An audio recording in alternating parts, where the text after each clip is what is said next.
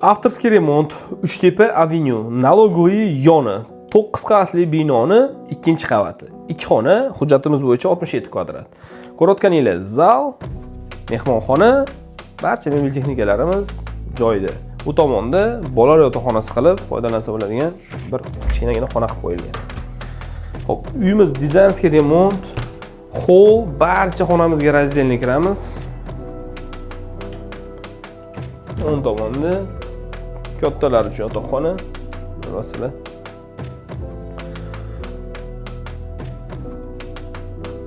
Uyi bu remont holatiga narxini juda ham qimmat aytsa kerak deb o'ylayapsizlar.